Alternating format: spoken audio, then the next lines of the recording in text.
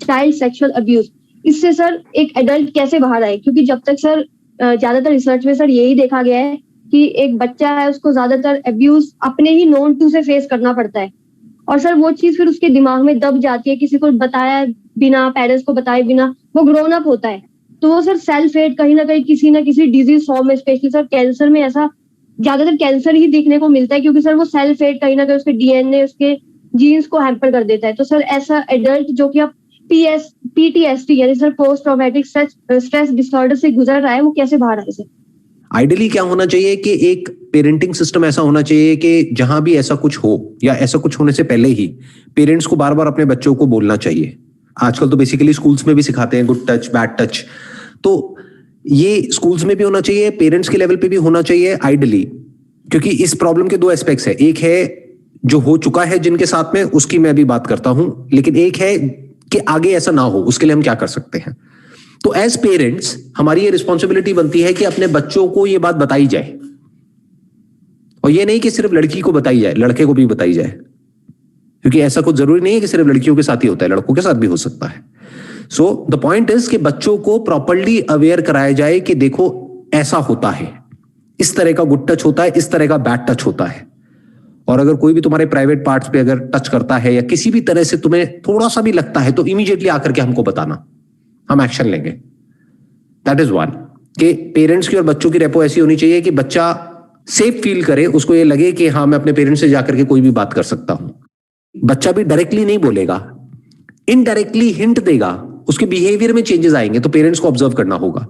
तो one role is of parents, second role is of teachers, school system, education system.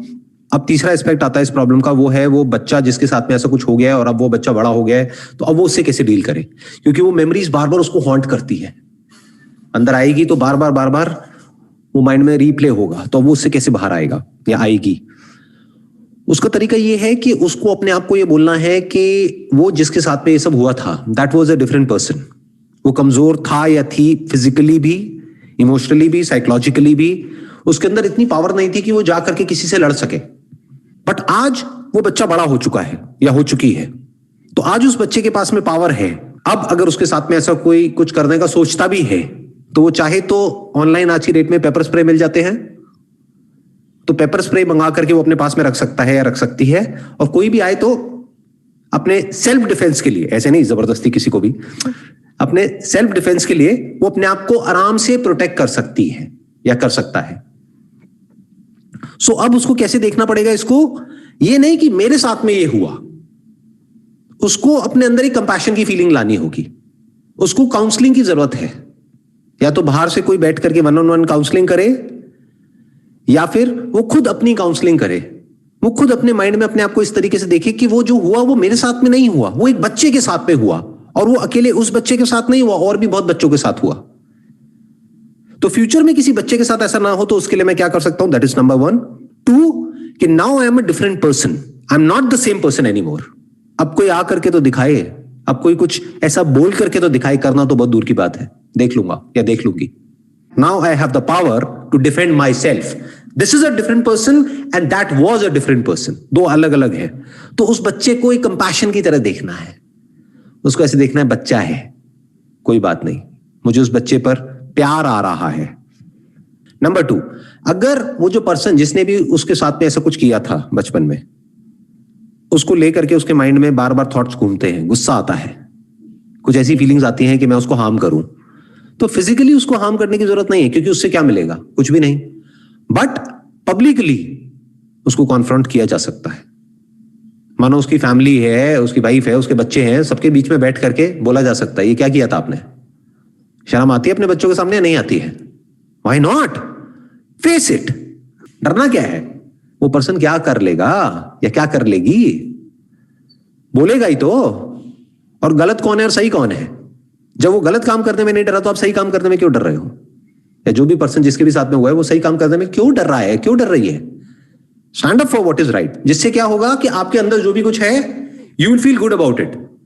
जैसे होता है ना, मन में कुछ है, कि ऐसा नहीं कि मैंने उस बच्चे के साथ में कुछ गलत हुआ और मैं चुपचाप बैठ गई, ऑल्दो वो बच्चा कोई और था, बट मेरा ही एक पास्ट वर्जन था, उसके साथ में हुआ ना, तो उस वक्त उसके अंदर इतनी पावर नहीं थी कि वो उस सिचुएशन को कॉन्फ्रंट कर सके। आज है, आई विल डू इट।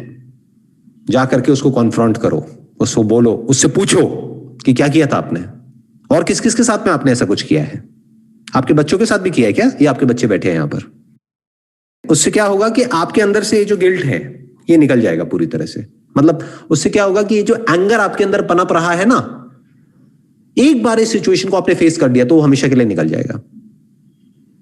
अगर आपको लगता है कि सिचुएशन बहुत बिगड़ जाएगी अगर सबके सामने कॉन्फ्रंट किया तो मे भी अकेले में कर सकते हो।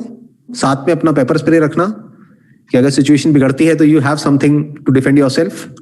बट सर डिफिकल्टी वहां पे आ जाती है सर, अगर वो कोई अपना ही नोन टू हो और पेरेंट्स उस पे ट्रस्ट कर रहे हो या फिर वो अपना ही कोई क्लोज वन हो, उस समय सर ये बच्चे को ये डर लग सकता है ना सर कि बिलीव मेरे पे करेंगे या फिर उन पे करेंगे, या झूठा भी तो बोल सकते हैं।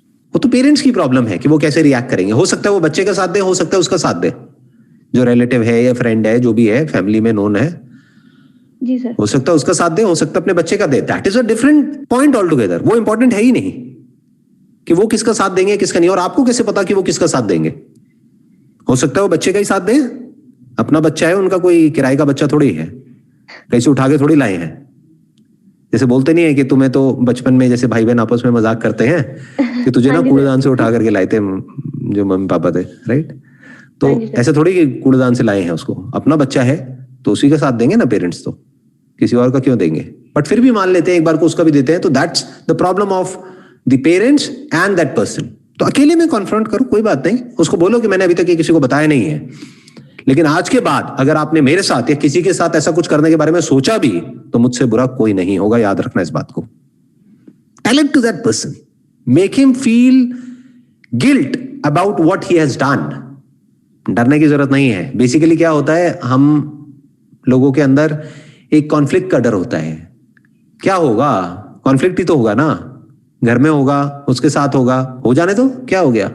कॉन्फ्लिक्ट से इतना डरते क्यों हो? अंदर भी तो कॉन्फ्लिक्ट ही चल रहा है, उससे बड़ा कॉन्फ्लिक्ट होगा क्या बाहर? अंदर क्या चल रहा है सुबह से रात तक? ये कॉन्फ्लिक्ट ही तो चल रहा है ना। ये रिजेंटफुल फीलिंग्स, एंगर, फ्रस्ट्रेशन, ये सब क्या है? ये कॉन्फ्लिक्ट ही तो है। तो बाहर भी कॉन्फ्लिक्ट होगा, हो जाने दो, उससे बड़ा थोड़ी होगा। संभाल लेंगे। और आप सही की तरफ खड़े हो ना, आप गलत की तरफ थोड़ी हो। This is illegal, this is not just unethical and immoral, this is also illegal. So the law and order system is also standing with you or that person. तो डरने की क्या जरूरत है?